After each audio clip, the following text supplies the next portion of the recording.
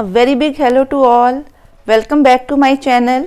और आज हम कंटिन्यू कर रहे हैं जो लास्ट लेक्चर हमने किया था ऑपरेशंस ऑन सेट्स के ऊपर, उसी कॉन्सेप्ट को हम कंटिन्यू करके उसी को नेक्स्ट लेके जा रहे हैं आगे। पहले जो ये नोट है हम पढ़ते हैं, क्या कहता है वो, let's two sets A and B are mutually exclusive. Mutually exclusive sets वो सेट्स होते हैं जो डिसजॉइंट होते हैं, means they have no element common. ठीक है, that is they don't share any elements, और उनकी जो इंटरसेक्शन है वो नल सेट होती। It means intersection of A and B will be 5। तो अगर मैं इसको वेन डायग्राम से शो करूं, सो ए और बी के बीच में कहीं पे भी कोई कॉमन एलिमेंट नहीं है। इनको आप सेपरेट करके भी लिख सकते हो। ठीक है, सो ये जो दोनों सेट्स हैं ये डिसजॉइंट सेट है, क्योंकि जो इनकी इंटरसेक्शन है वो क्या बन रही है, 5 सेट बन रही है, 5 बन रही है। ठीक है, सो अब वो कहता है अगर दो सेट्स जो हैं डिसजॉइंट है तो आपने क्या निकालना है, a माइनस बी। आपको डायग्राम से ही क्लियर होना चाहिए। a माइनस बी का मतलब वो सारे एलिमेंट जो x में हैं, बट वो सारे एलिमेंट जो a में हैं पर वो एलिमेंट b में नहीं होने चाहिए। अब अगर आप ध्यान से देखो कि जो भी a एलिमेंट a का है वो b में है ही नहीं। क्यों? क्योंकि हमारे पास इंटरसेक्शन किसके इक्वल दी हुई है, 5 के इक्वल। सो x का कोई भी एलिमेंट b को बिलोंग नहीं करेगा। सो अगर मेरे पास कॉमन ही कुछ नहीं है तो a माइनस बी में वो सारे एलिमेंट आएंगे जो a में हैं। इसका मतलब a माइनस बी किसके इक्वल होगा, a के इक्वल, जो हमने ये शेडेड रीजन शो किया है। ठीक है, a के सारे एलिमेंट आ गए, ये सारे एलिमेंट b में नहीं हैं, इसलिए a माइनस बी का आंसर क्या बना, a। इसी तरह अगर मैं b माइनस a लिखूं तो b के सारे एलिमेंट्स जो a में नहीं हैं, और हमें पता है कि जो इनकी इंटरसेक्शन है 5 है, तो b के सारे एलिमेंट में से कोई भी एलिमेंट a में नहीं होगा। तो इसके अंदर सारे वो एलिमेंट्स आ जाएंगे जो किसका पार्ट है, b का पार्ट है। सो आपने ध्यान रखना है कि अगर आप a माइनस बी लिख रहे हो तो एलिमेंट किसके कंसिडर करने हैं, a के। अगर आप b माइनस a लिख रहे हो तो एलिमेंट किसके कंसिडर करने हैं, b के। हाँ जी, नेक्स्ट देखते हैं complement of a set. Complement of a set और डिफरेंस एक ही तरह का कॉन्सेप्ट है। अगर मेरे पास U एक यूनिवर्सल सेट है, ठीक है, और A उसका कोई सबसेट है, तो अगर मैं A का कॉम्प्लीमेंट लिखना चाहूँ तो इसको हम शो करते हैं A कॉम्प्लीमेंट A पार C और A डैश के साथ। कॉम्प्लीमेंट शो करने का ये तरीका है। कई जगह पे कुछ इस तरह का भी लिखा होता है, पर जनरली हम ये दो सिंबल्स को यूज़ करते हैं to show the complement. So A complement will be equal to all elements जो किसको बिलोंग करते हैं, U को बिलोंग करते हैं, एंड वो X को बिलोंग नहीं, वो A को बिलोंग नहीं करते। कॉम्प्लीमेंट का मतलब जो एलिमेंट A के नहीं है वो सारे एलिमेंट हमने लेने हैं। तो इसको हम ऐसे भी लिख सकते हैं। A कॉम्प्लीमेंट का क्या मतलब, डेफिनेशन इसकी क्या कहती है A कॉम्प्लीमेंट की, the complement of set A is set of all elements of U which are not elements of A।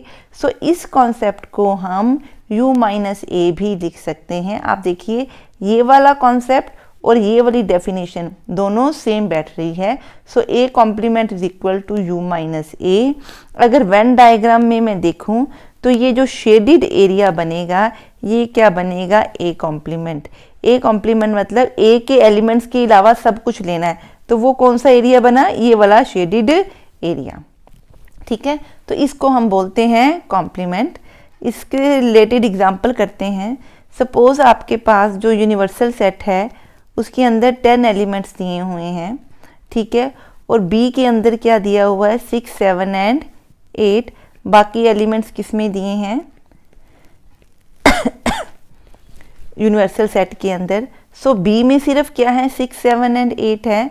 सो अगर मैं बी कॉम्प्लीमेंट लिखूं तो वो क्या होगा u माइनस बी, या वो सारे एलिमेंट जो बी में नहीं है, तो ये वाला सेक्शन आ जाएगा। ठीक है, इसको आप बी कॉम्प्लीमेंट भी लिख सकते हो और u माइनस बी भी लिख सकते हो। तो ये कौन से एलिमेंट हैं, 6, 7, 8 के अलावा जो सारे एलिमेंट आपके यूनिवर्सल सेट में बन रहे हैं वो सारे क्या होंगे, कॉम्प्लीमेंट का के एलिमेंट होंगे, या u माइनस बी जो इस डिफरेंस है उसके एलिमेंट होंगे। सो इसको हमने वेन डायग्राम से भी शो कर दिया और एग्जाम्पल से भी शो कर दिया। हाँ जी, नेक्स्ट क्या दिया हुआ है, कुछ प्रैक्टिस क्वेश्चन देखते हैं। हाँ जी, यस, कुछ प्रैक्टिस क्वेश्चन देखते हैं। यहाँ पे ए दिया हुआ है a, बी, बी दिया हुआ है ए बी सी। तो ए में एलिमेंट्स हैं ए बी और बी में एलिमेंट्स हैं ए बी एंड सी। तो यहाँ से दिख रहा है कि जो ए है it is the subset of B. तो ये चीज़ क्या है, ट्रू। तो ए क्या है, सबसेट ऑफ ट्री, पहला कंडीशन क्या है, ट्रू। अब वो कहता है ए यूनियन बी निकालनी है। सो ए यूनियन बी आपको देखने से ही पता लग रहा है ए यूनियन क्या बन रही है, ए कोमा बी कोमा सी, ए के भी एलिमेंट और बी के भी एलिमेंट। अब ये जो उसने ये स्पेशल दिया है इसका पर्पस क्या है। अब देखो, अगर मेरे पास एक सेट ए बी है, एक सेट ए है, मैं इन दोनों की यूनियन करना चाहती हूँ, तो जो ए के एलिमेंट हैं वो रिपीट हो रहे हैं क्योंकि वो बी में भी हैं और ए में भी हैं। सो अगर मैं ये वाला बड़ा सेट सिर्फ ले लूँ तो ये सारे ही ए को भी कवर कर रहा है और बी को भी कवर कर रहा है। इसका मतलब यूनियन के अंदर जो भी एलिमेंट बनेंगे वो ये शेडेड एरिया बनेगा, दोनों, ये भी बनेगा और ये भी बनेगा। ठीक है, सो यूनियन हमारी क्या बनी, ये पूरा शेडेड एरिया। ये पूरा शेडेड एरिया है किसके इक्वल, बी के इक्वल। सो अगर बी सुपर सेट है तो इन दोनों की यूनियन हमेशा सुपर सेट के इक्वल बनेगी। ठीक है जी, क्लियर है। हाँ जी, ठीक है जी। नेक्स्ट हम क्या कर रहे हैं, सपोज हमें ए दिया हुआ है 3, 5, 7, 9 एंड 11, बी दिया है 7, 9, 11 एंड 13, सी दिया है 11, 13, 15 एंड डी दिया है 15 एंड 17। तो हमने ये इवेल्युएट करना है। तो इसमें हम पहले फाइंड आउट कर रहे हैं ए इंटरसेक्शन बी। अब चेक कीजिए ए इंटरसेक्शन बी में जो कॉमन है 7 कॉमन है, 9 कॉमन है एंड 11 कॉमन है। सो हमने लिखा 7, 9 एंड 11। नेक्स्ट हम देख रहे हैं बी यूनियन सी वाला कॉन्सेप्ट को। ये हमने फर्स्ट देखा, ये हमने सेकंड देखा। सो बी यूनियन सी क्या है, बी के भी सारे एलिमेंट और सी के भी एलिमेंट्स हम इसमें लेंगे। तो 7 आएगा, 9 आएगा, 11 रिपीट हो रहा है, 13 एंड उसके बाद 15। सो जो रेपिटेशन है उसको 1 से लिखेंगे। तो आपका जो सेट बना वो बना 7, 9, 11, 13 एंड 15। ठीक है, बी सपोज डी यहाँ पे यूज़ ही नहीं हुआ तो हम डी को कंसीडर नहीं करेंगे। अब हमने करना क्या है, A intersection B union C. So ये जो हमारे दो सेट बने इनमें से हमने क्या फाइंड आउट करनी है, इन दोनों सेट्स की इंटरसेक्शन। तो अब इंटरसेक्शन में देखो जो कॉमन बन रहा है वो क्या बन रहा है, 7, 9 एंड 11। ठीक है, जो कॉमन बन रहा है वो क्या बन रहा है, 7, 9 एंड 11। सो इस सम का आंसर किसके इक्वल होगा, ए सेट विद एलिमेंट 7, 9 एंड 11। हाँ जी, नेक्स्ट देखते हैं कि x जो दिया हुआ है, a दिया हुआ है, वो इवन इंटीजर्स दिए हुए हैं। सो इवन इंटीजर्स आपको पता है नेगेटिव नंबर्स भी होते हैं, पॉजिटिव नंबर्स भी होते हैं।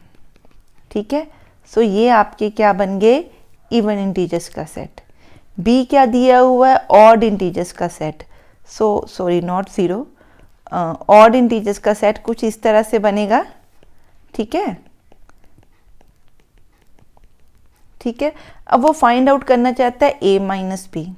अभी हमने पढ़ा कि अगर a और b दो सेट हैं, आप चेक कीजिए, a इवन नंबर्स हैं, b और नंबर्स का सेट है, तो इनमें कुछ भी कॉमन नहीं है। तो ये दोनों क्या की इंटरसेक्शन क्या है, 5 है। इसका मतलब ये कौन से सेट है, डिसजॉइंट सेट है। अगर ये डिसजॉइंट सेट हैं सो जितने भी एलिमेंट्स ए के होंगे उनमें से कोई भी बी का मेंबर नहीं होगा। सो ए माइनस बी किसके इक्वल बच्चे बनेगा? ए के इक्वल, बिकॉज एवरी एलिमेंट जो ए को बिलोंग करता है वो डेफिनेटली बी को बिलोंग नहीं करता, बिकॉज जो इवन नंबर है वो ऑड नहीं हो सकता। इसलिए इनकी डिफरेंस का आंसर क्या बनेगा? ए। सो ए माइनस बी का आंसर है x such that x is an even integer. I hope आपको ये जो कॉन्सेप्ट है ये क्लियर हो रहा होगा। तो नेक्स्ट देखते हैं एक एग्जांपल।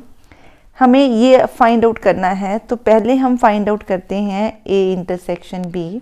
आप चेक कीजिए इनमें कॉमन क्या क्या आ रहा है। 12 कॉमन आ रहा है, 12 एंड ओनली 12 इज कॉमन। ठीक है, इसमें 3, 6, 9, 12, 15, 18, 21 कुछ भी कॉमन नहीं है। So only 12 is common. अब हम देखते हैं c intersection d। c intersection c में d में 10 कॉमन आ रहा है हमारा, और कुछ भी common? I don't think so. और कुछ भी हमें कॉमन नहीं नज़र आ रहा। हाँ जी, और कुछ भी कॉमन नहीं है। तो c इंटरसेक्शन d किसके इक्वल है? 10 के इक्वल है। अब मैंने ढूंढना क्या है? a intersection b minus c intersection d। So a intersection b में जो एलिमेंट्स हैं वो क्या है? ओनली 12। c इंटरसेक्शन d में जो एलिमेंट है वो ओनली क्या है? 10। ये दोनों डिसजॉइंट सेट हैं, तो इसका आंसर में वो एलिमेंट्स आएंगे जो इंटरसेक्शन इसको तो बिलोंग करते हैं पर इसको बिलोंग नहीं करते। ठीक है, so x such that x belongs to intersection and x does not belongs to c intersection d। So वो कौन सा एलिमेंट सिर्फ बनेगा? Set with element 12। तो इसका आंसर किसके इक्वल है? 12 के इक्वल। इसको हम a इंटरसेक्शन b के इक्वल भी लिख सकते हैं। आई होप जो हमने ये कॉन्सेप्ट्स पढ़े ये आपको समझ में आए होंगे। अगर आपको ये मेरी वीडियोस पसंद आ रही हैं तो काइंडली इन वीडियोस को लाइक करें, अपने फ्रेंड्स के साथ शेयर करें और बेल आइकन प्लीज़ प्रेस करें और इसको सब्सक्राइब करें। Thank you and have a nice day.